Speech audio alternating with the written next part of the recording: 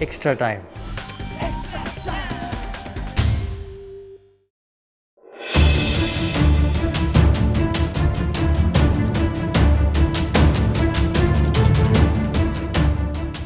Most important thing is winning the game and getting 3 points. I think that's important.